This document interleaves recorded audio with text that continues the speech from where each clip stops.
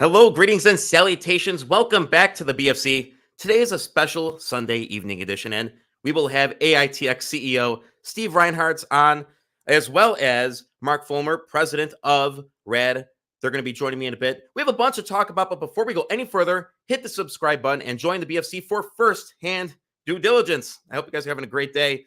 Listen, my goal here it's to stay consistent and bring you guests that can give you not just insights into the related stock, but the OTC and small caps overall. And I can't think of a better way than hosting these live sessions with real CEOs and management teams.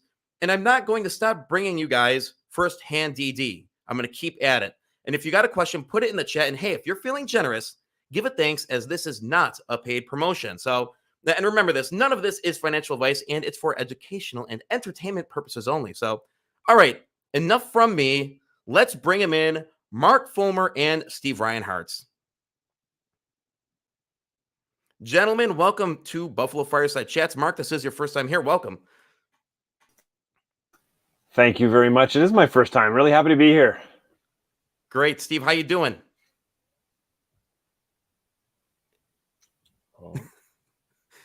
We can't hear you, Steve.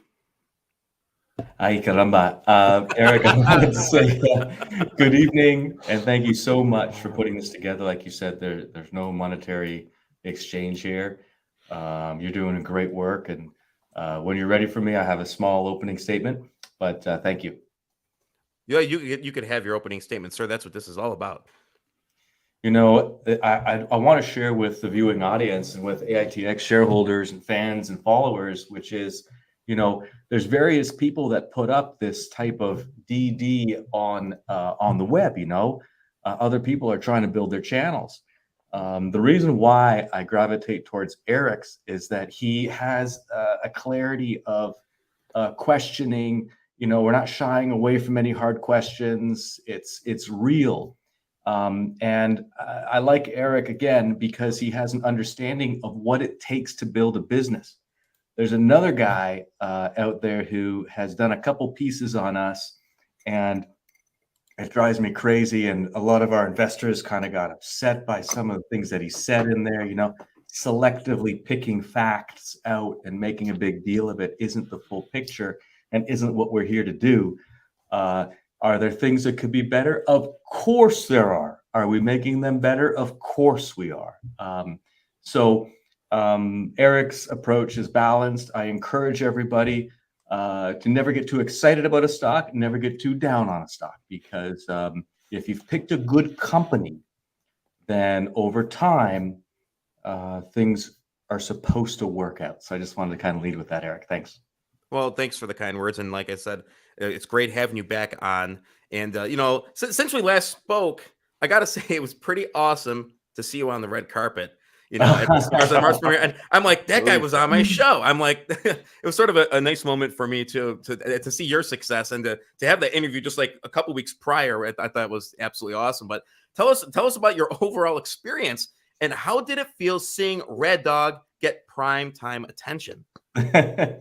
Well, I got to tell you, I was in Detroit. So Troy, you know, our FBI guy or our ex-FBI guy, he flew to Detroit. I flew to Detroit. Matthew Margate came down from Canada with a couple Rad Dogs, and we started filming all of those clips that you see on raddog.ai, right? So we're there, and we get a call from Los Angeles. So we're in Detroit. We're filming. We're busy. We get a call from LA, and they say, hey, red carpet coming up. Do you want to do it? And we're like, yeah, I mean, tell me more. And they're like, well, it's tomorrow.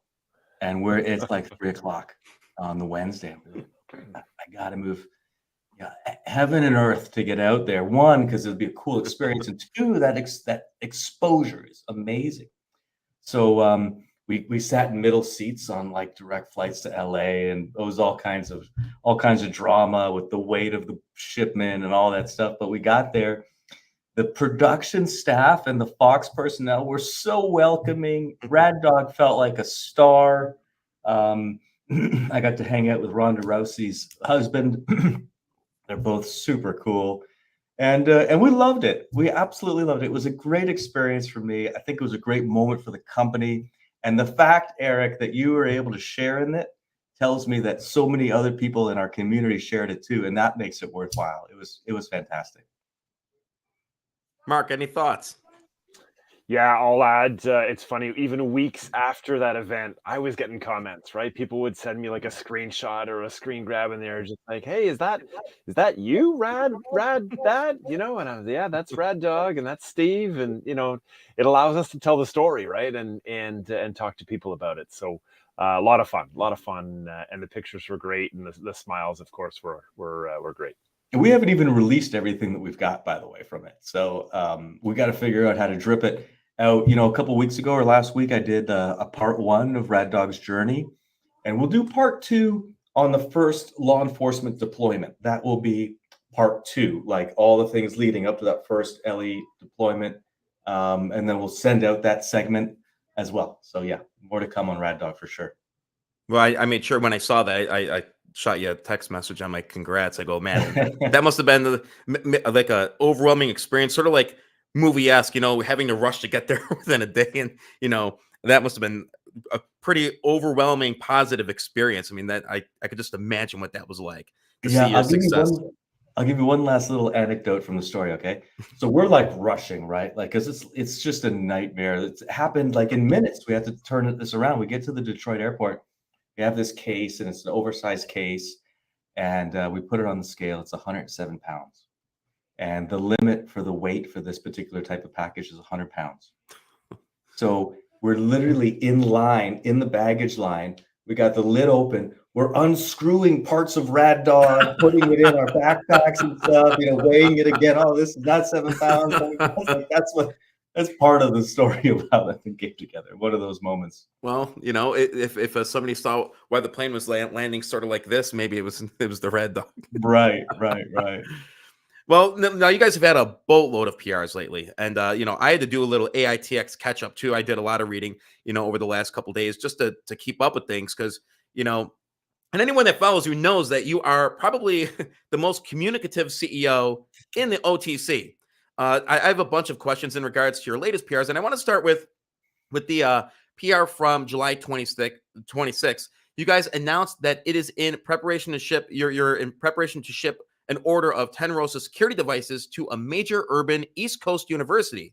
Yeah. This multiple Rosa deployment will also see the implementation of Rad Light My Way, providing the students and university staff with an additional layer of safety and security as they move about the campus. So my question is this: one, can you explain the Rosa device to our viewers that may not be familiar with it? And we did talk about it last time, but if you could recap that. And two, could you talk about the significance of the award-winning Light My Way system? And yes, award-winning, I said. So, you know, tell us more about those awards, and tell us about Light My Way, and recap Rosa, if you could. I love that. Well, Rosa is kind of our most popular product. There's hundreds deployed, and hopefully we'll have hundreds more. I expect we'll have hundreds and hundreds more this year. And what it is it's security in a box. It's a new invention. Nobody has ever done this before. This is absolutely new and 100% ours. And what it is it combines all these different elements that systems integrators, which is what I used to be, have to put together in order to put cameras and lights in a particular spot. So Rosa stands for Responsive Observation Security Agent. And the key to it is its autonomy. So in it, we've got 6 basic AI analytics: loitering, vehicle detection, human detection. And depending on the facility and how we've set the unit up to behave, it will respond autonomously within a couple seconds. What that does is it solves problems on customers' lots. We've solved so many problems on car lots.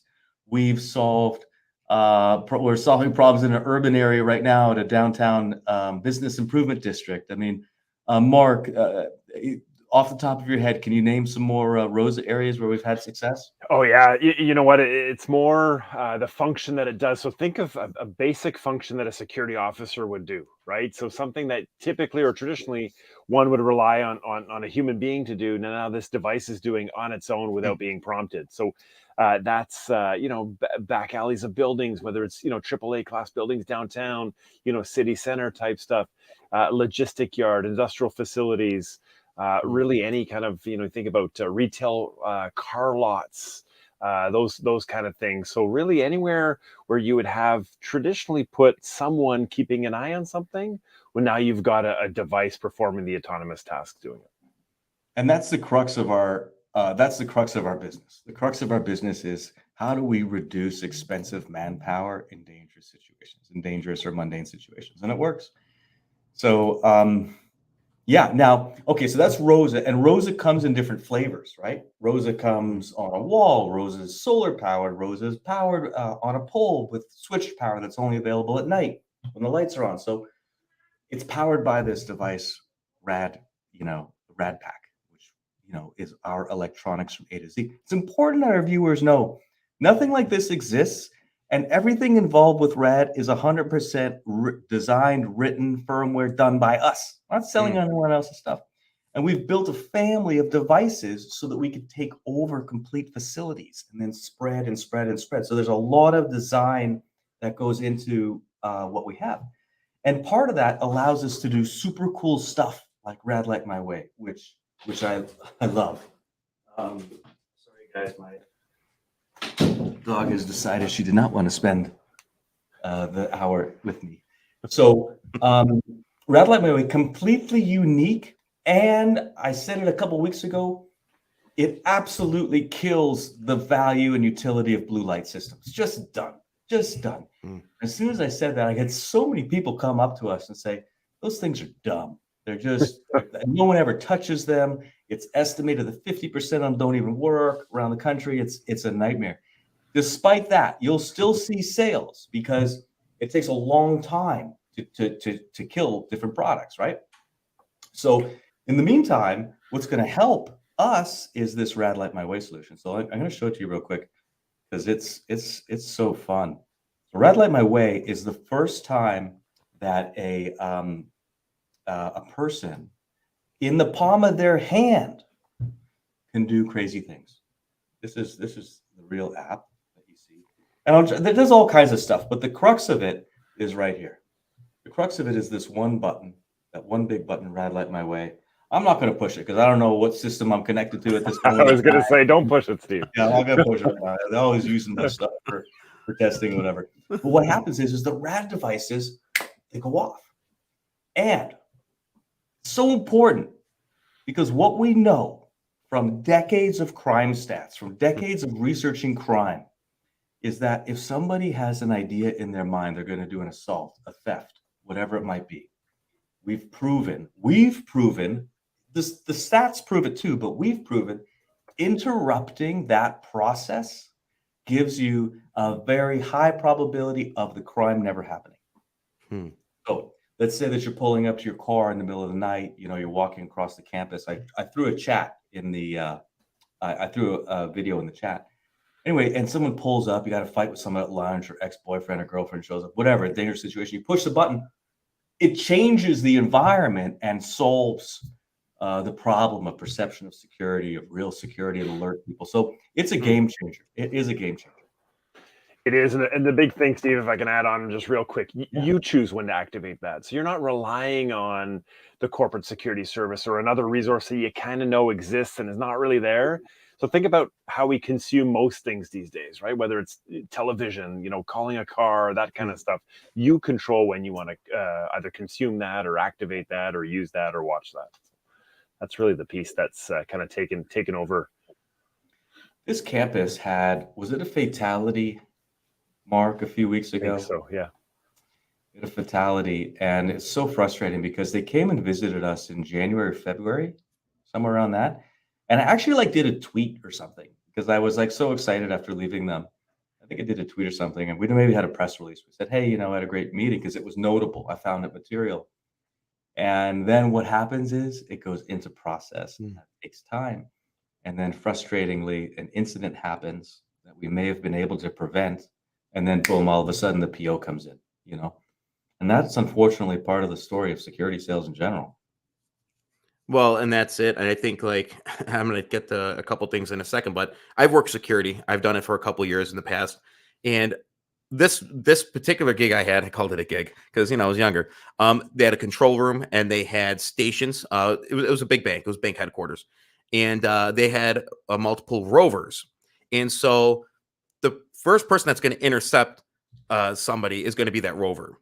Secondary will be somebody in that station. So you're eliminating a person putting themselves in harm's way by eliminating a rover position and maybe putting that person somewhere else. Or you could save capital on your company and you would no longer need a rover.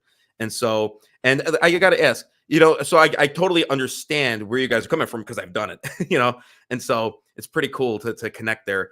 Do you guys have long gun detection, if I'm correct? Correct. And yes. And I'm going to tell you guys right now, and I can't go into the specifics of it, but it works. And I was in a situation 3 months ago where Wow. a long gun was detected, and there was enforcement there within like 10 minutes. Insane, and it absolutely works. So, if you have any doubts in regards to the connectivity of these systems and police departments and municipalities, it works and it will save lives. And so, and I work in the education system, so for me that is paramount. That's huge. That is big. So I'm so glad that you had a significant and positive experience with the technology. That just makes it worthwhile.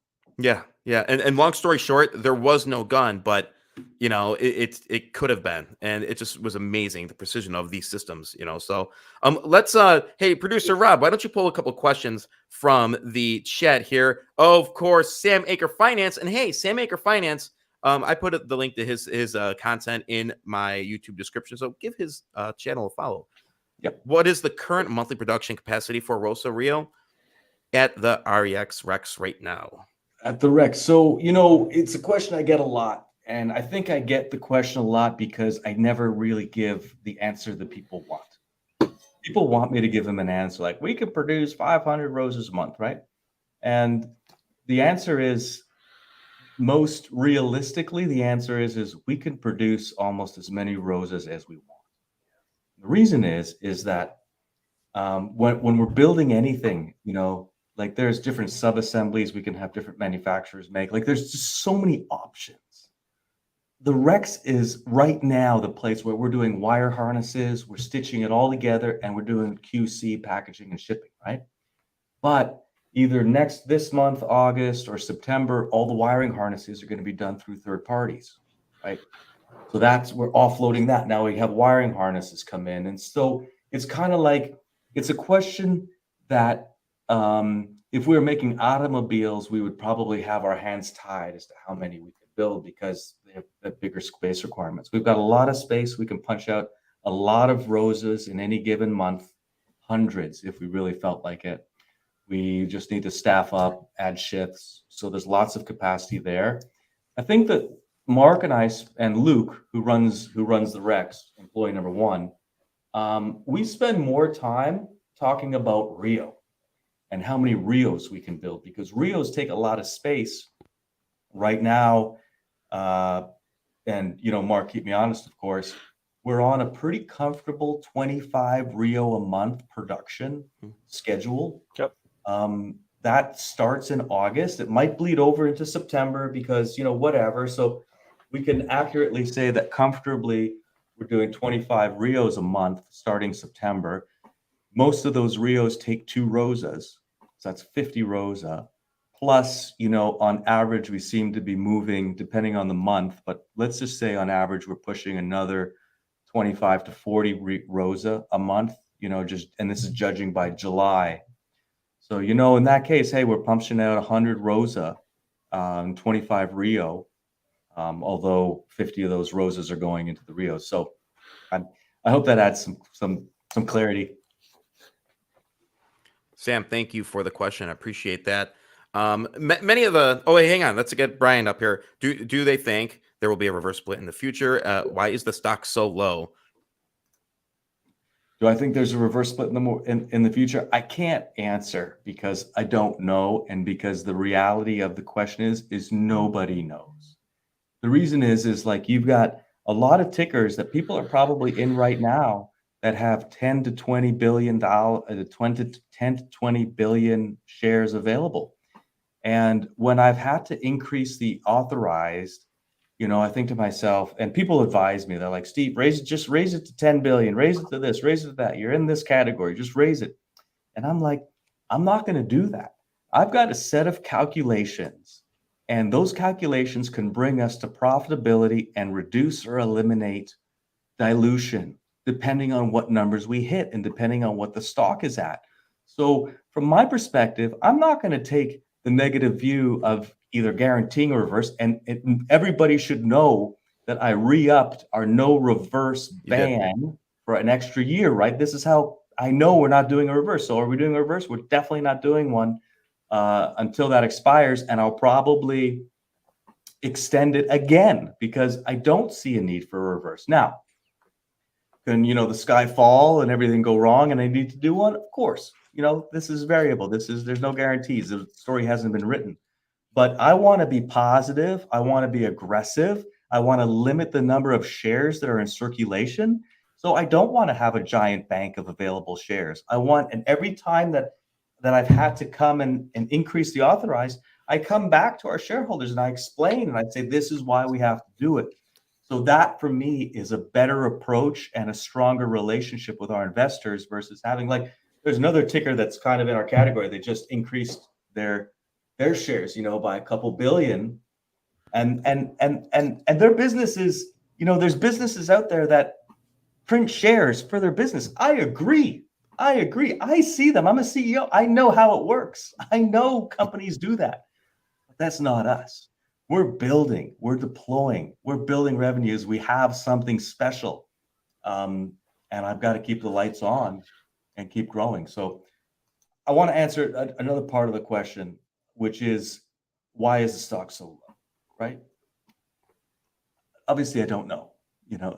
I never know, right? The market determines it. It's not me. I don't have a lever here to pull and say, hey, let's go to 5 cents.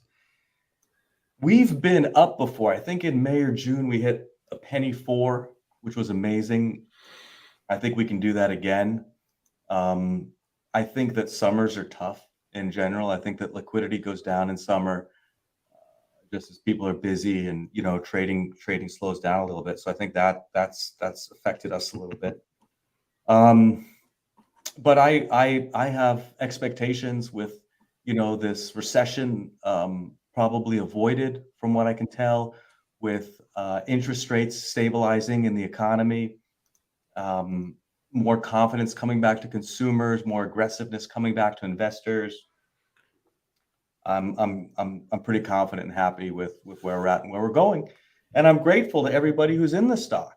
Hey, even if you come in at 0.0065 and you trade out at 8, right? Great. I'm happy that we've got your attention and that you're following. And I truly, sincerely hope that you make tons of money on the stock.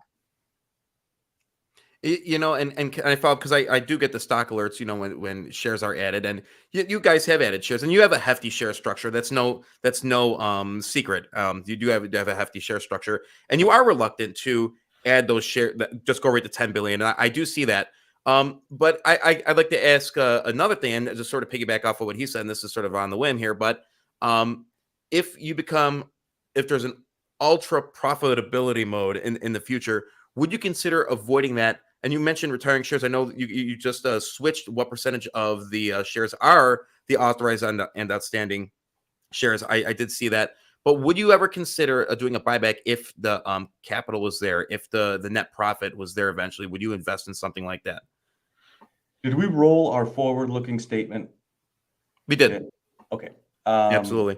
Okay, so first thing I want to comment, Kelly O'Neill, the company is not the stock and the stock is not the company. Thank you so much for bringing that up. Thank you. It's so crazy, right? Like every day we make progress as a company. The stock might go down. We make progress as a company. They don't move in tandem. So good point, Kelly. And in the meantime, Eric, I forgot the crux of your question. I'm sorry. Well, basically, like if your net profit, and I know your gross profit is increased, we're going to talk about that. Okay. Would you ever consider doing that to retire shares and maybe do a buyback? Not something on a massive scale, but maybe something to tame up the share structure a little bit. I'm going to share with everybody now for the first time publicly, kind of part of what the strategy is. Okay, right now we sell shares. Or we sell clumps of shares to GHS. GHS very skillfully puts them into the market without crushing the stock, right? It's not toxic debt. So that's what happens right now. I'm grateful to them. They do a great job. Where I want to be. Is it going to be this year? It could be. But a lot of the money that we spend is on inventory.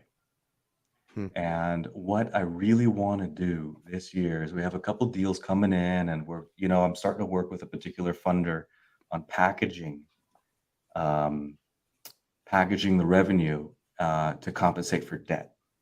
So what I really want to do is take on more debt versus selling more equity in order to reduce or even eliminate dilution at some point in the next 12 to 18 months or so. So that's where I believe we're going to go.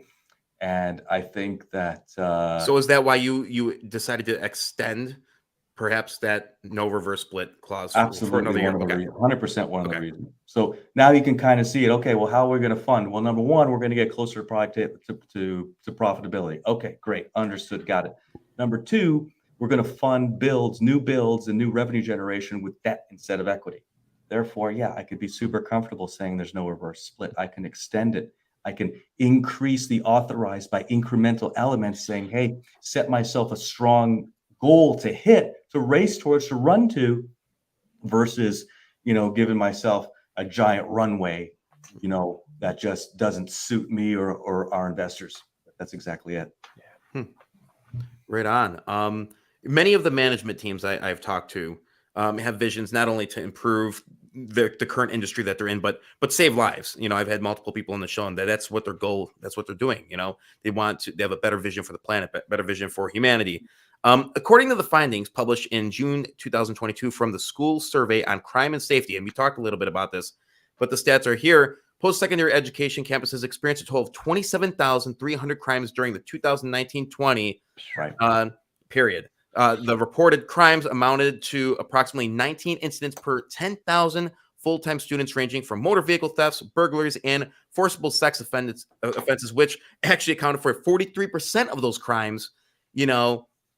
Having gone to college and stuff like that, and knowing my kids will be going one day, it's a scary thing out there, and it does seem to be a problem that's increasing. How will the installment of these Rosa systems, and you talked a little bit about this earlier, but how will they reduce these crimes? And you did talk a little bit about that, but let's talk percentage basis. What kind of percentage and reduction would you say is acceptable if you see a reduction in crime, be like, I'm happy with that number. That's what I'd like to see. Obviously, you'd want 100% eradication of any crime, but what would be acceptable to you? There's two pieces to this. The first piece is what the RAD devices do, right? So we talked about RAD Light My Way, giving people personal security and situational awareness. I didn't even talk about how in the app you can look at the cameras that are around your car and look at your path and do all that stuff, right? So number one, we're taking people from danger on their own behalf. So my expectation from what I have seen is that when we install our devices, crime goes down to zero. It goes down to zero. And at location. I'm not saying the crime never happens. I'm saying it doesn't happen on the facilities where we put our stuff. So my expectation is zero. But there's only so much that we can do, and there's a bigger societal element at play here, and that societal element is consequences. And we seem to be going through a period right now in our country where there's, the consequences aren't there, right? Like, different parts of the country, if it's a misdemeanor, a theft under $1,000, the police aren't coming. The police aren't coming. No, they're not. So that's a problem, and it's ludicrous, is what it is. I think it's insane. Is that you have people that are committing crimes and just like, one, police aren't showing up. Two, they're letting them right back out on the street. And anybody that thinks that this is a good thing, it's not.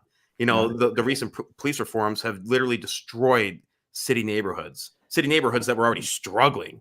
And so when you see this type of thing happen, like in general across the United States, it is absolutely concerning, and it should be concerning every citizen, no matter what side of the aisle that you are on.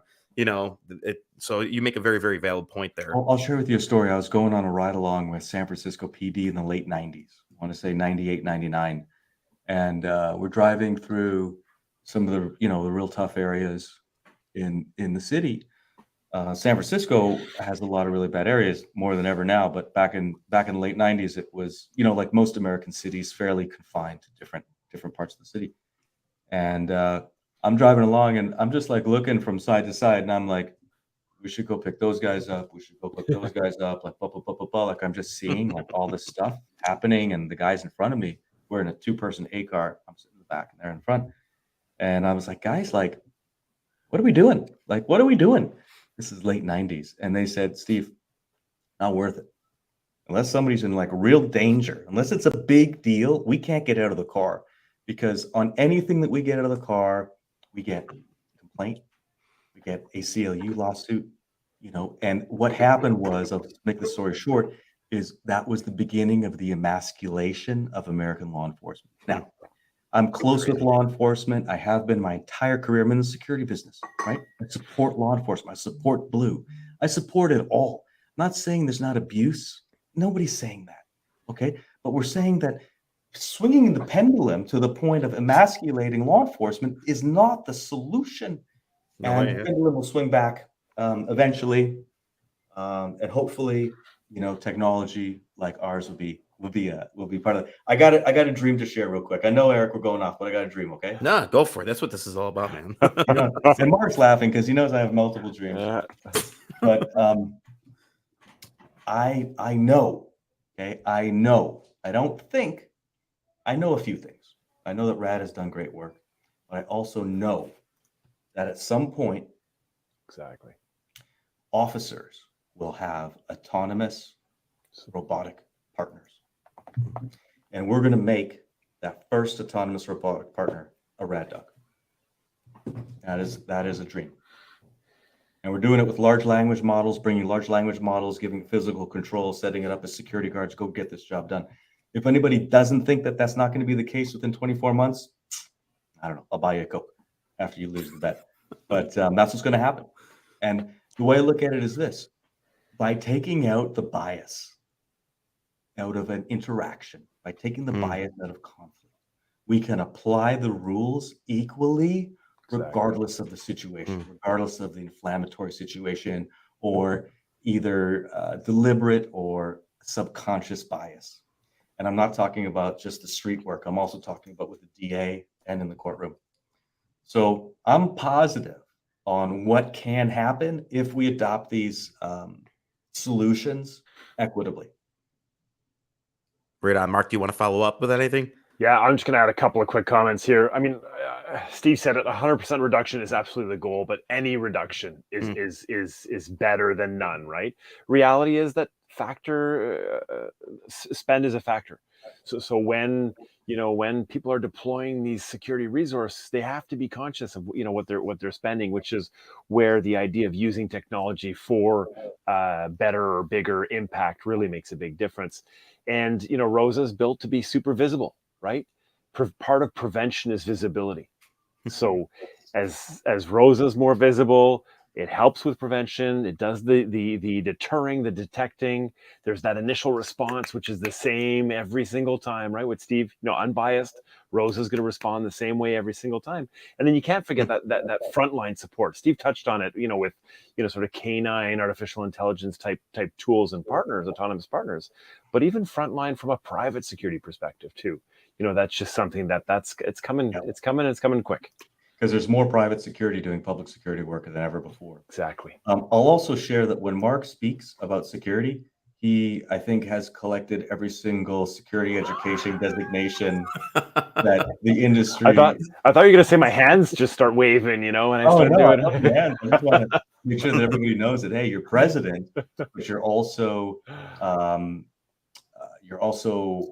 deeply educated and experienced practitioner. You've been on all sides, so that your words carry weight. Yep. All right, Pat has a question. Can we see this invention at work? So I think, for sure. I want to say that hundreds, if not thousands of people have seen it at work. So everybody that's ever come to an open house at the Rex has seen me demonstrate long gun fire detection, has seen all the key functions work, has seen me demonstrate red light by way before we released it. Pat, I would suggest that you look at the AITX YouTube site, because there's a lot of stuff there. You got to sort out all the weekly videos that I have. But there's some stuff there, and specifically go to the December 7th, 2022 investor open house that we did. And that that a lot of the stuff that we're talking about here was all demonstrated there. Pat, I hope that answers your question. And I want to give a shout out to absolutely every single person that is here right now. We have 77 people live. That's freaking awesome. And if you're not subscribed, I do these things all the time. I have CEOs, I have management teams, I have traders, I have investors on all the time for open dialogue. So guys, please, I would really appreciate it if you hit that subscribe button. Hey, share the channel. I recently had a sit down with Iveda CEO David Lee, awesome guy, very enthusiastic, and we had a great conversation. And he was discussing how basically, and I'm paraphrasing here. You have AI, whoop-de-doo. How can this AI be used to create a solution? Anybody has AI. And it seems that you both have the solution mindset. As we move forward, generally speaking, do you think your solutions will compete with major companies that have the backing capital to launch major sales and marketing campaigns? And could you see yourself working with a major tech company in the future to further roll out your products and systems on a massive scale? Fascinating question. And I think it was Thursday or Friday that I had a call. It was probably the fourth call with a major tech company that has a lot of manufacturing and has a history of acquiring innovative security technologies. And they're very active. And I'm just going through my head what I can say and what I can't say at this stage. I'll say this. I had returned their 42-page master services contract to them the prior week, which kicked off the call this past week. And they're extremely excited and interested to work with us. They know, because they have manufacturing companies under their umbrella, how hard it is.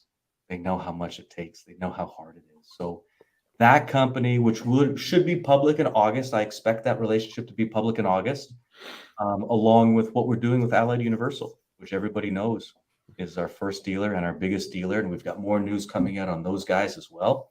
So two huge companies, one of them a tech company, deeply involved with us, getting deeper involved with us to carry our technology and run with it. So if there's an underlying question in there, which is, are we worried about getting copycatted? A very large company in the space kind of did a half-assed version of Rosa. Mark, you know what I'm talking about? I do. I'm smiling. I want to see how much. Yeah, I'm smiling. Yep. And it's a joke. It's a friggin' joke. The amount of work and technology that goes into what we do isn't something that a few smart guys in the basement somewhere can replicate. Not quickly. Not quickly. Thousands and thousands of man hours, probably 10,000 plus man hours, and millions of dollars and false starts. So, we're leading the way.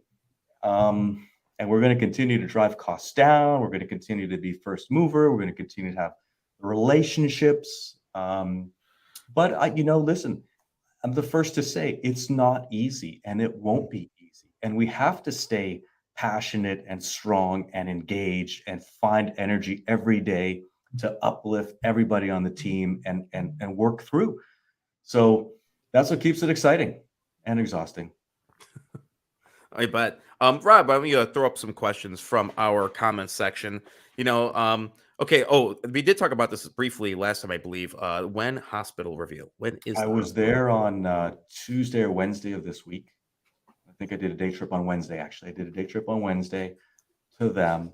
And we had a great lunch, and we demoed the system, and everything's fine. They have 126 team members enrolled out of a staff of 1,100, which is good. We all agreed that was very good. And this was the best part of it. We're just talking through it. And the client, the prospect who runs the shop, I'm not putting these words in his mouth. He's like, yeah, since installation, we've had no problems. Not one problem. Zero problems. He said, the climate of the feeling and perception of security has dramatically improved. These are his words. Those were two quotes that really stuck with me. So we got the approval from him to submit a press release. In fact, it's on my list of my long list to turn it over to my chief marketing officer, Doug, to carry that ball over the finish line, get the approvals, get the approval from the dealer. I can't control how long it's going to take. Steve, speaking of Doug, I'm sure he'd want you to mention that you're talking about Rad Light My Way, right? The question is hospital, but maybe not everybody knows, that it's hospital related. So I'm sure that he'd love to.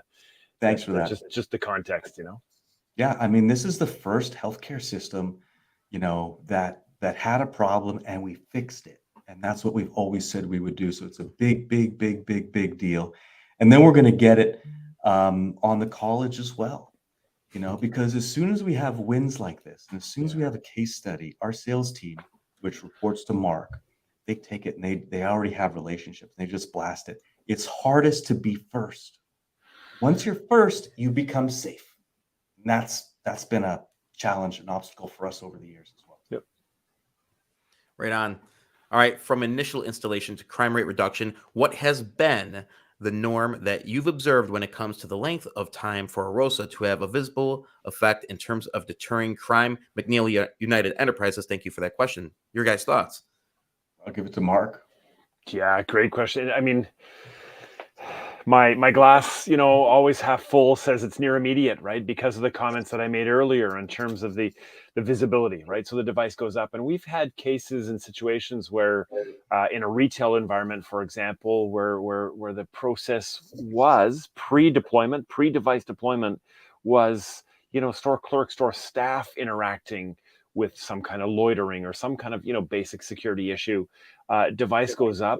Store staff, frontline staff is thrilled, right? So they're, hey, I don't have to go outside and I don't have to deal with that anymore because Rosa's up there autonomously, speaking at people. And that example that I'm thinking of, specifically, it was essentially immediate. It moved on that issue and that challenge.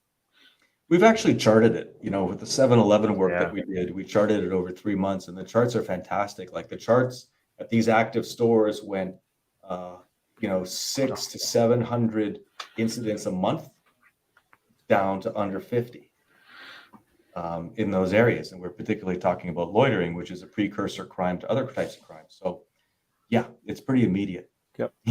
We have an active, there's a car dealership in Inglewood, California, Southern California, outside of Los Angeles, just south of the airport. And it's a tougher area. And we dispatched a Romeo there. And again, the problem went away. And sometimes we're a victim of our own success because the problem went away. We had some activity for the first couple months, and then we changed the paradigm of that facility. Exactly. And then we had months and months of no activity, and the customer's like, "Oh, okay. Listen, I guess thank you now. Thank you very much. Thank you very much. Okay, call us in 3 months when the problems are back. We'll be here." Thebes has a question. Any more casino deals? No, not that I know of. Mark, anything in the casino side? Yeah, there are some in the hopper.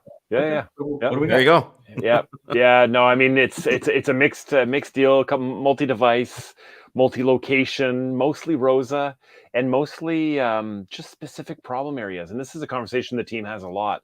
Hey, we have cameras in place. Hey, we have security teams on site, but we've got this one nagging problem or two nagging problems, and we don't want to. Again, I'll come back to the spend thing. We don't want to, have a massive installation project. We want to deploy a couple of devices to really help us with that pain, that problem. So yeah, it's still ongoing. Are you talking about that one casino? We already have a couple of units. We satisfied the pilot. Now that's the casino you're talking about? Yeah, exactly. Yep. Yeah, I love that client because they got other casinos in Atlantic City, and that'll be a real good one. And I think we forecasted that for August. Is that forecasted for August? It is. So it is. Yeah, discussions are moving forward nicely. Thebes, good question. Richard K., can you expand upon what it meant when you said blue light system is dead? So let's talk about what a blue light system is. Generally, it's a tower. It's a standalone tower called blue light systems because company Blue Light invented it, and they have a blue light on the top in order to be visible. And it's generally an emergency phone, a hardwired landline emergency phone back to a phone system. And if you're in that area and you're in danger, or whatever the situation might be, and you need help, you go to the blue light system, you push the button, generally got a big red button on it, And what happens is that button then calls the desk phone. There could be some cameras on it, so you could have situational awareness. And then that phone, you can talk to the person, presumably, and the person can see what's going on and make steps as to what they're going to do next. Yeah. That's blue light systems. Now, the problem with them is it's real nice to think how effective that might be, but people just don't really like them or use them. So what happens is they fall into disrepair. Like I said, the statistics that I've heard are 50% of blue light systems. I encourage everybody listening to go push blue light systems wherever you're at. There's no crime. It's not a crime pushing the button. Not a crime at all. But I think you're going to find that many don't work. So that's problem number one, is maintenance, because they're unmonitored. Problem number two is effectiveness. I wish that I can choose to have any assault right next to a blue light system so I can push the button. It's just not how crime is, So that's why I say blue light systems are dead. The last piece on why they're dead is because technology has moved on. Exactly. And we've got Rad Light My Way, and we've got Roses, and we've got so much more. So yeah, maybe dead's a severe, dramatic word. Maybe it's obsolete is the more false sense of security. Let's go with a false sense of security.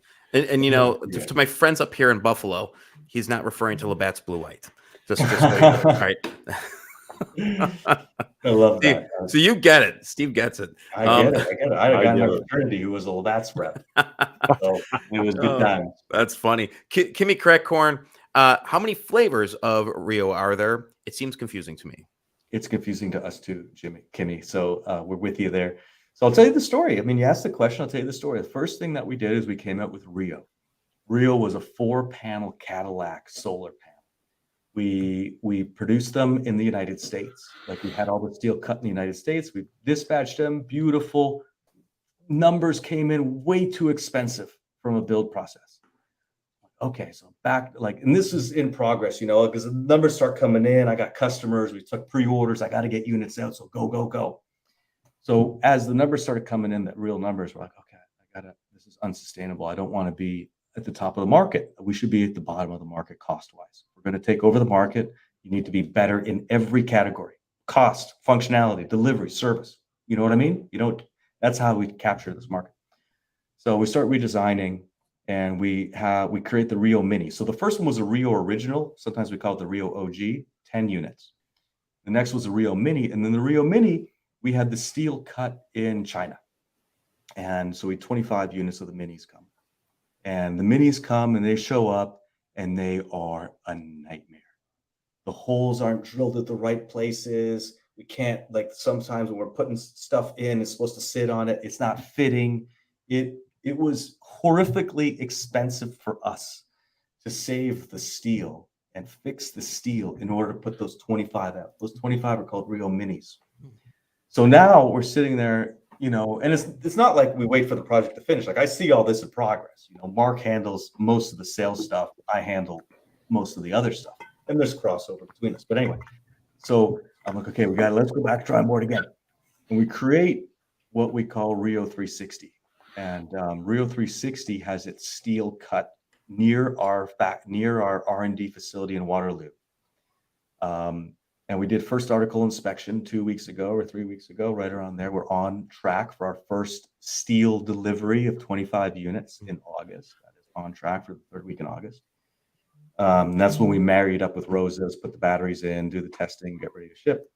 So that's Rio 360. So today, if you go to the RAD site, and I'll post it, under Rio, we have Rio 360, which is the dual-headed beast, and Rio 180, which is the single Rosa on top of the solar panel. Fewer batteries, fewer solar panels, more or less the same steel. So that's what it is. And that's what we're running with. We heavily engineered Rio, re-engineered it, tried to squeeze, cut, in order to make this amazing Rio that has a 70-mile-an-hour wind rating, all kinds of different features that make it the best product on the market at the lowest cost. That's the history on Rio. Great answers. Alec Weinberg, have you considered using a 3D metal company? We sure have. And, I'm a fan of DDDX. And I say that from knowing Nick to some extent. Nick and I have had a couple conversations. I love his positivity. I love how hard he works. You know, I connect to that. I don't know anything about the company. I'm not endorsing. I'm not taking any away from it. I just haven't read any of the filings. And I don't follow it. Okay, so don't get me wrong. But you know, a few weeks ago, Nick and I were talking about something or other, I don't know what it was. And so I took the DDDX stuff and I sent it back to my engineers in Waterloo again, because it's not like we hadn't talked about it before. And my guys said, hey, it's just, we just don't have a piece for it in Rio or Rosa, is what they said. But I don't think I told this to Nick. I said, maybe in Romeo and Rad Dog 3S, maybe. So my team is aware that solution is out there. We do a good degree of 3D printing and plastics ourselves right now. So we have 12 printers in Detroit and 2 printers in Waterloo. We're not doing the super cool metal stuff that DDDX is doing. We're doing stuff for production, brackets, connectors, stuff like that. That's just like in a factory, so filling up buckets full of these parts. But yeah, so no, I'm a fan. Hopefully we can use them if our solutions require it. Great. Jojo Marino, can you give an update on Bailey's gift schools? Joe Marino. Okay. Mr. Marino, long time guy. Thank you, Joe. It's great to see you. Thank you. I can't because I don't have the information at hand. Mark, I don't know if you do, if you have any updates on it. Yeah, I can very generally say that, you know, there's a couple of projects on the go, you know, that are active. It's slow to move in certain, you know, kind of school environments and so on. But, you know, going beyond that, I can't really provide any quality insight. You know, it's interesting though. We're giving stuff away. We're giving firearm detection away. You know, Eric, you're in education. You know, it's like when you go to a board, the board is not top of mind for active shooters. The board top of mind is budget, staffing, incidents like that, right? Yeah. And you come in and you're like, hey, you know, want to do firearm detection. They're like, well, you know, in our district, we've never had a firearm incident, right? In most districts in the United, there's 100,000 schools in the United States. We have, you know, between 50 to 70 school shootings a year. So in K through 12. So it's, you know, it's hard for board members to take it seriously. Problem is, okay, and this is where solutions like Rad Light My Way come in. This is where we come in, where we say, hey, just because you don't think it's a problem, it is a problem because your constituents are worried about it. That's the problem. So satisfy your constituents. It's dropping my kids off at school. I'm terrified about it. Everybody's terrified about it. Put a solution in place. Well, it's not a real problem. We don't have any shootings. Blah blah blah blah blah. And that's frustrating for us. There are many districts like that, and I am actually lucky where they have actually prioritized this. And I feel blessed because, you know, when I see that happening on multi fronts, I mean, it is a top priority for them. But you're right. It's not a top priority for the majority of districts like it is mine, you know, and I don't really want to go into a tangent about my own job, but I mean, I definitely see where you're coming from. It should be our top priority in every single freaking school to have security, long gun detection, security guards. We have security guards outside the building, inside. I mean, they are making it a priority, but that's not the norm across the United States, unfortunately. So, and that's right. And it's frustrating and it's disappointing. I'm going to throw a couple images in here if I can find them, just about long gun detection at range. And, you know, these things are out there, they work. Doug, I know you're listening. Do you have access to those images that we took from that one healthcare facility? If you do, if you could scrub any identifiers and throw it in a chat so I can post it here, please. Hey, while you guys are doing that, I want to give out a cheers of the week. So if Rob, if we could pull up our man, we had a good time today. I had a chance to meet up with Jord, Arlex, and Brad Weiser, and we got a chance to go to Barbell. If you know, if you're from here, you know what I'm talking about. But if you ever go to the Buffalo, if you ever come to the Buffalo area, you guys have got to go to Barbell. They have the best wings. I know everybody talks about Anchor Bar and Dobbs. Barbell is the best, and we had a good time today. So, you know, cheers to you guys. It was great hanging out with you today. And you guys get the cheers of the week. Brad Weiser, Arlex, and the great Jord Haga, who will be on the show, I'm sure, at some point next week or whenever. So cheers to you guys. Love that. There it is. There it is. It's a 1792, and I love it. It's an easy I set. found the images. I'm sending them to Doug right now. Excellent. That was a perfect interlude. And you know what? I do want to talk a little bit about numbers real quick. I know we have, by the way, guys, you are lighting up the comment section, and this is amazing. The questions are awesome. We have a huge crowd here tonight. It's great having Steve and Mark on. Steve, always a pleasure. But I want to talk now. We know July was absolutely huge for you. We get that. But I want to go back, and I want to talk more about July. But I want to go back to your first quarter results. You had an increase of over 250% from quarter one of this year compared to last during Q1. Total operating expenses are down 10% due to a reduction in operating costs such as lower general and administrative expenses as the company successfully reduced stock-based compensation, wages and salaries, and travel expenses. Where are you going from here? Can you continue to responsibly cut expenses while maintaining quality output? And do you see your gross profit increasing further? That's a loaded question, but go for it. No, it's a great question. Appreciate it. We went through 2 RIFs in first quarter, both of which were press released because everybody knows what happens. You know about it. Yes, we put out a lot of information.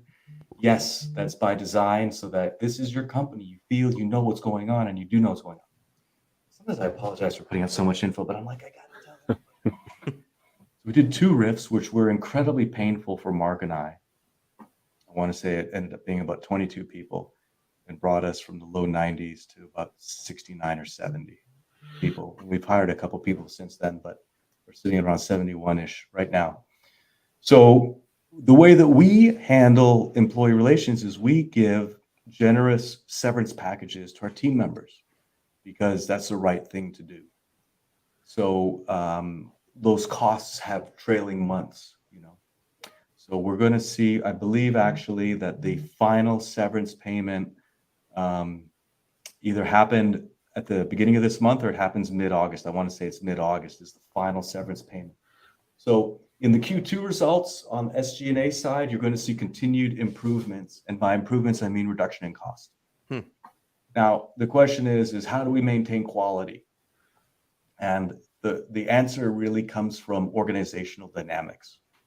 So, and really the best thing I could do is point to what Musk did with Twitter, where he slashed 75% of the staff. Guess what?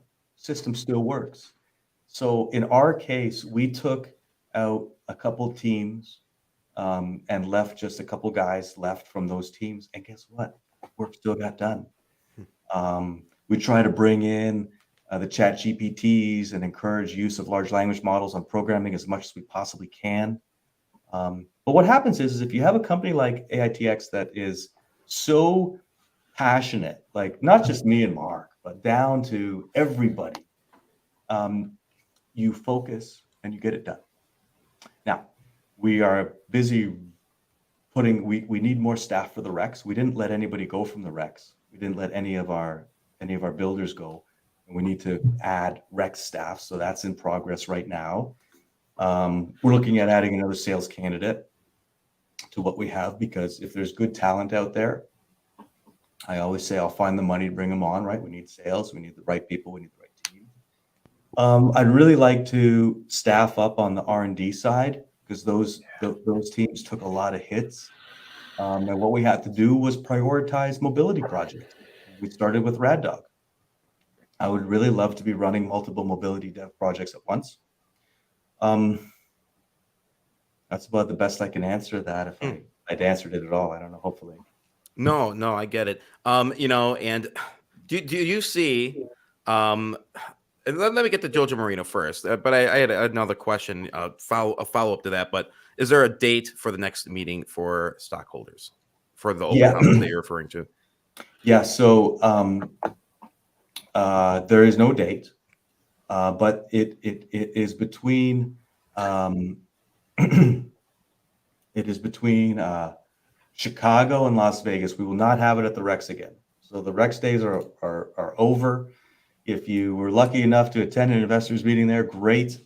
But the reality of it is that they're just too disruptive. Yeah. We can't afford the time. It's just, it turns into a circus at the Rex, and we're not going to sacrifice that. So Chicago or Vegas, that's where it's going to be. Thinking November-ish. And that's the best. That's the best I have. Right on. Going back to numbers, do you see the months ahead meeting and exceeding July work orders and subscriptions? I mean, is July sort of the turning point, would you say? I know this is forward thinking, but I hope so. I mean, only time will tell is the best answer we can give. I mean, August looks good. So the August numbers look really good. I haven't dived into what September looks like yet.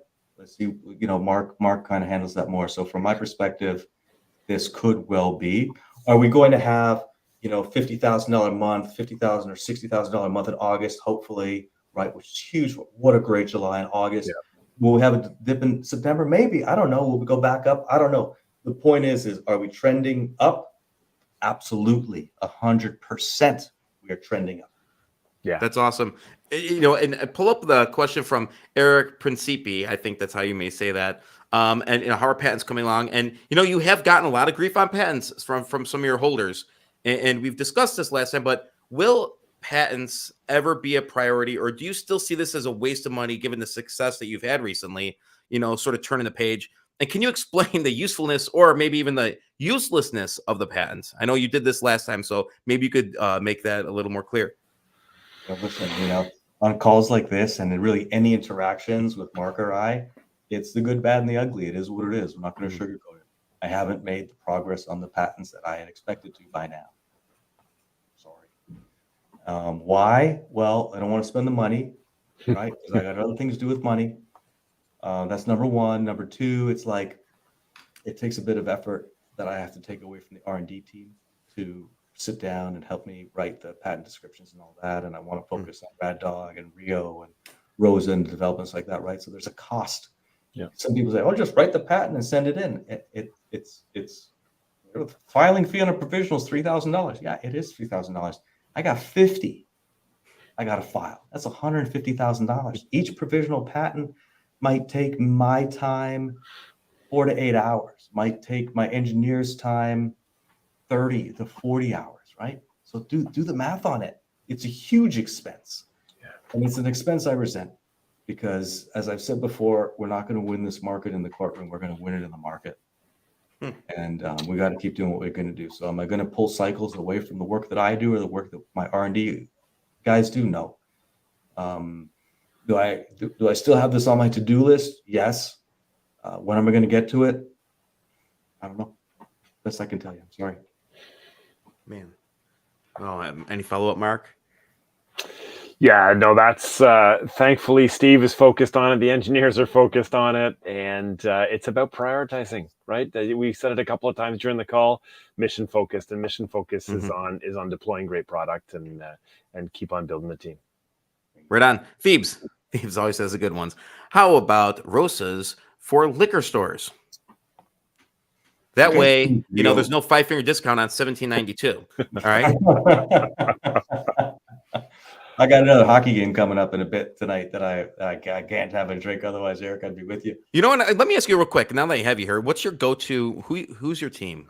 Who's your team? Number one, I love the sport. I just love the sport. So I love being around the sport. I love everybody who plays the sport. Players move from spot to spot, but I bleed Toronto Maple Leafs blue. Oh man! I tried to mute him. Get off the show. We're done. Yeah. We're done here. I tried to mute him. And I was just talking about mad because every Buffalo Sabres game, the stadium is filled with Leafs fans coming down. Oh, I'm telling you, like for the Bills games, I mean, there's tons of Toronto fans that come over, but like, I mean, you get a couple soda pops at a Sabres Leafs game, and people get rowdy, and it's very entertaining. I have some Leafs fans, but that's the fun of it, right? But, yeah. But listen, Sabres. I mean, what an exciting end to the season they had. I mean, we're not here to talk about hockey. But who do you have? The young rookie guy, Thomas Taylor, Thompson. You know what? I'm going to tell you. I stopped watching about 5 or 6 years ago because we were that bad. I just stopped investing my time in it. I'm like, I can't do this anymore. And I do love going to a hockey game. I do like. I started to phase out of watching it probably in, I'd say like 2008, 2000. I tried picking it back up, watching, but I think it's going to be a point of return now. Obviously, it's not the excitement that's happening with our Bills over here. It's starting to get exciting, but I'm hoping to get back into it. I did actually take my son to his first game 2 years ago, so that was an exciting experience. So don't get out to as much hockey as I'd like, but.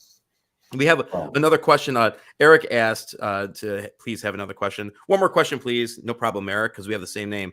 We were introduced to the Scott EV charger. Since Scott was discontinued, is the EV charger still in the making? Yeah. So the reality is I sit around and I think about security and people and autonomy and robots, weird future, try to envision it and what it looks like. And there's been a few incidents at EV charging lots that have happened, and I know that they're going to need security, and I know they're going to need the rad technology in those solutions. So I'm like, okay, I try to sometimes plant a flag in the ground and say, we're here first. We've seen this. We're working on this. Talk to us, right? And so we have a guy in orbit, a Canadian in our orbit, as we say, who's just a huge fan of the company, very skilled professional, and he just wants to help. And he's close to our Waterloo team. He has an engineering background, and he's like, Steve, I really want to carry this torch and do EV sales, get us into the EVs. Okay, no problem. So he actually spoke on the December 7th meeting. His name is Ravi, and so he introduced it. And Ravi doesn't work for money from us, or shares for that matter. So we haven't contracted him at all. He just works for us like a team member, but without any compensation, because he just loves it so much. And he's trying to put his bones in, so to speak. Over the last few months, attention has shifted from that for a couple reasons. We simply don't have enough issues at EV lots yet for the solution to be something that's been jumped on by EV players. So that fact, which was based on Ravi talking to 10, 12 EV manufacturers, combined with our RIFs, reduction in forces, and and need to focus on stuff that makes us money in the short term, it's just kind of been there but languishing. We do have a few Scots left to sell. Mark did sell a Scott last month or something like that. The team did. Yes, they did. The team did, but I mean, yeah, Scots are Scott in its current format is done. The EV issue was never intended to be Scots. The Scott that we used was a Scott that we had laying around that the guys made into an EV charger just to demonstrate. Yep. But the idea is always to put the Rad G boards into other people's things as an OEM and then make it custom for them. That's the plan. It hasn't been moving much. Mark, what else you got? Yeah, no, I was going to say, it's that whole charging market, the whole day at the life of a gas station and how you power your car, that's changing too, right? So to Steve's point, it's really kind of driving that along, and the power behind that solution really is the security software that we have, which is back to Steve's point, the hardware and the software. The hardware and the software. Eric, I see a question here, and I don't really know how to address it, but the SpaceX Starbase, I do want to mention that we have a space company client. We do. Now I can't say if it's SpaceX or if it's not SpaceX, but we have a space customer who is supposed to be doing press with us at some point. Mark, what's the dealio? They are. Yeah, they are supposed to be. Well, that's juicy. Yeah, it is juicy. It's not not ready yet. Not ready yet. Yeah, definitely still being worked on and definitely still in the cards. So it's one of those nice stay tuned. I actually was somebody posted a question to me on my favorite stock forum, StockTwits, which I absolutely love for solid DD and positivity, which I'm a big fan of that. Let me tell you. Yep. And big stocks like yours, they have those big cult followings. I'm telling you, the pendulum swings even wider, when with personalities on there. But it was brought up, again, and this was brought up the last time we talked. But I want you to have clarification. There was a question regarding your compensation. So somebody posted that, your compensation is 4.8 million in 2 years when you haven't been able to sustain more than 1.5 million in revenue. Now, can you explain your compensation as well as the lack of compensation that you took in years past and how that will affect everything moving forward? That's simple enough because I know you know the answer to that. So yeah, I mean, listen, we went through 5 years of no compensation, and during those 5 years, compensation was deferred and earned interest, and then and part of also what happened in the 4.8 was a lot of money that we had put in didn't get properly accounted for. And when it came out, it had to come back out to me as compensation. So it's not really like, as far as the filings go, whatever, right? Like that was the conservative way to do it, which kind of sucked. But it was $600,000-$700,000 in additional money that I had put in that didn't get accounted for properly because we were really struggling. We didn't have proper accounting and so forth. So I want everybody to know that, it's 5 years compensation. There was some loan payback in there that came back as compensation. And I want to add a couple other things on it, right? Number one, we've made thousands of people tons of money when we had a run up, so, not only have retail investors in the past made a ton of money on the stock, but the early investors that we had in the company also made a ton of money in the stock, 20x returns in a matter of a few years. So, I'm an early investor in the company. I'm the major equity holder. And, watching everybody make money, whereas I'm the guy who is the founder. I created all the products. I did put everything together. I felt that it was time to wet my beak, so to speak, given the situation at the time. So yeah, you can look at revenue and say, okay, we didn't make a lot of revenue. We lose money, but we made a lot of people a lot of money. And so, it is what it is. It's all public. And if people aren't happy with that, then that's their choice. Obviously that was a spectacular year that I hope gets repeated at some point, but I don't expect it to get repeated until we are in much better financial shape for sure. And hey, I take flack for it, and that's fair, but I just want everybody to understand the circumstances around it. Great, right on. And by the way, we do have those detection photos ready. So let's and that's what it looks like. I've seen them. A bunch of guys go through here and just explain what we're looking at. Thank you, producer Rob.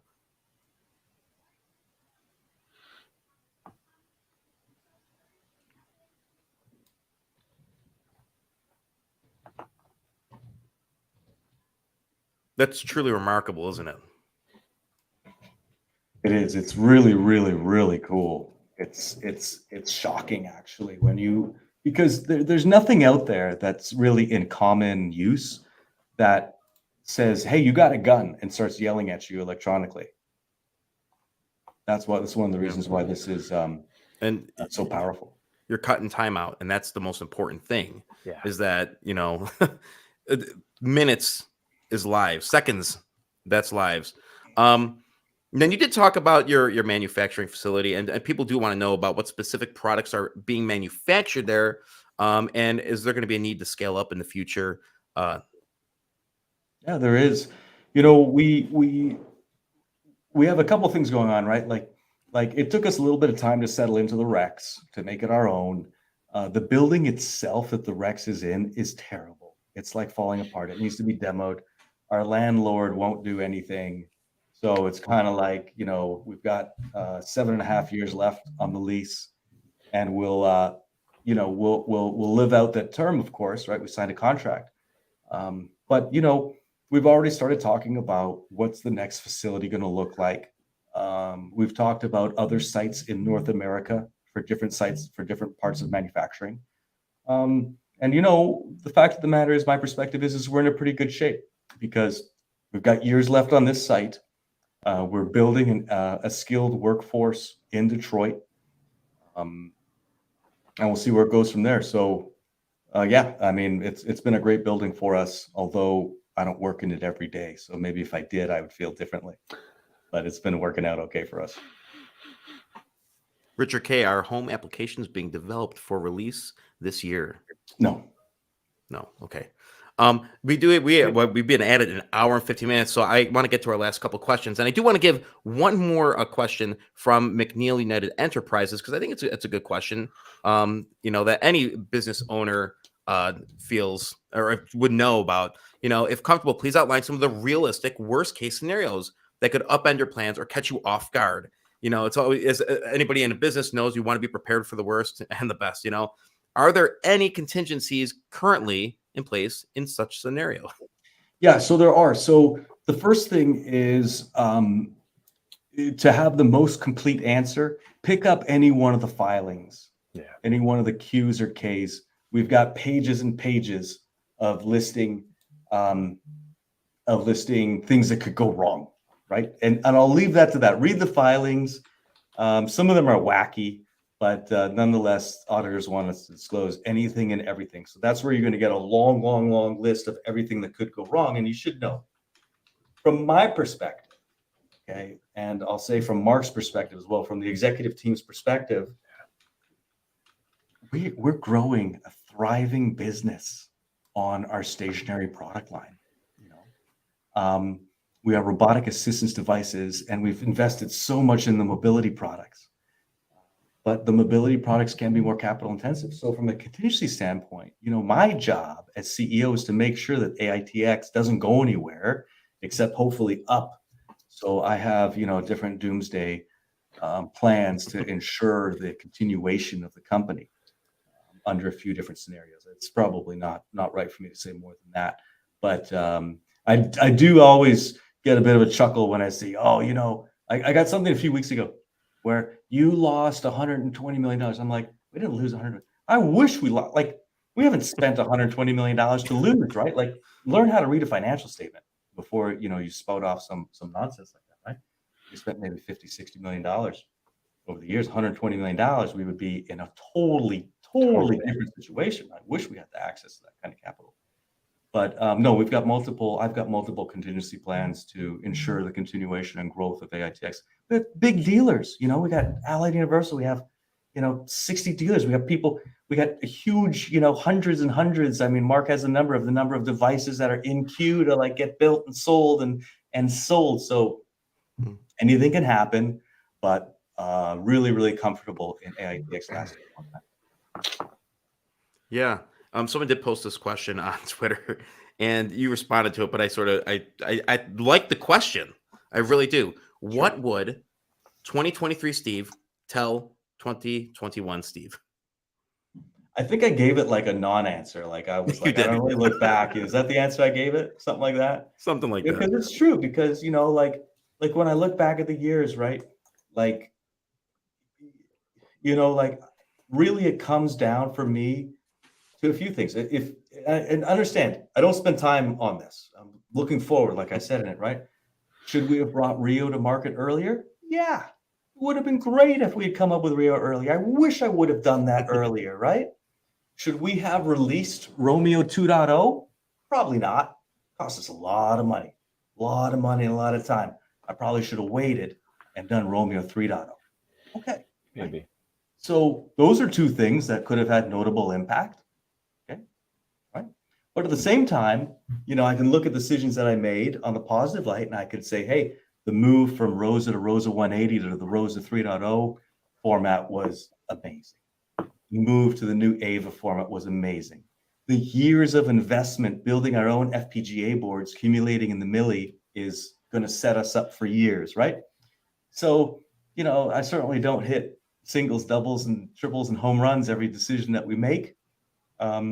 And that's part of our commitment, is to say, hey, yeah, there's things I wish I would have done earlier, and there's stuff I wish I would have not done. But I really don't dwell on it.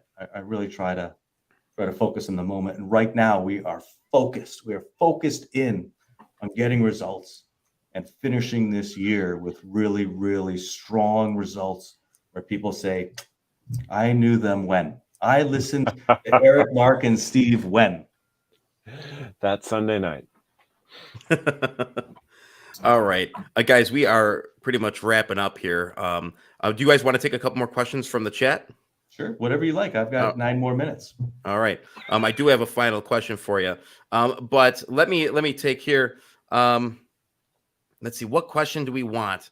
What question? Rob, pull up a question. Pull up any question. I don't like being the chooser, I think, sometimes. So Richard K, he's been pretty active tonight. Has there been progress in marketing Rio Rosa to equipment rental companies? Example of e.g. Sunbelt. Mark, that's your department. What we got? Yeah, there has been progress. I mean, discussions continue. Rios are interesting, right? I mean, mobile security units. People are used to seeing them. So what I love about Rio Rosa is the more that are out there, the more excited people get. So the short answer to that is yes, there is progress. The long-winded answer that I won't get into because there's 8 minutes left. Is people like seeing the units. They get used to seeing the units. That drives adoption. Acceptance. Acceptance drives adoption, and so on and so on and so on. Right. So, short answer is yes. I'll share that rental companies have a different model. Yeah. Sometimes it doesn't necessarily fit with us. So, like sometimes units that you might rent from a rental company are actually on consignment from the manufacturer who makes them. It doesn't really fit with us well. So, Mark, I know there's 2 guys that we've kind of had in the funnel, yep. And we've had some discussions, you and me, about them, not recently. But if it doesn't fit our model, and there's lower time elsewhere. Yeah, I'll add there's lower hanging fruit, right? I mean that's definitely in terms of the progress, right? Yeah, we've talked about a ton tonight. So I want to thank you guys for, coming on. Mark, it's great to have you on and see another face of AITX. I do have 2 more questions. If we could go through these ones quick, even though the last one's pretty full. It's a pretty loaded question. But Thedi or Thedi, however you pronounce it. By the way, thank you for your question. What are plans to expand Rosa Robot throughout the 50 states within the next 5 to 10 years? That is very forward thinking. I think we're probably in 35 states right now. I would have to imagine. I mean, I think the other day I quoted, I texted like one client's distribution across 7, 8, 9 states or whatever, right? So there's probably most of the states that we're already in. And really what it has to do with channel strategy and national account strategy. So by having, maybe get another 10, 15 dealers, that'll give us pretty much 85, 90% of the guarding industry.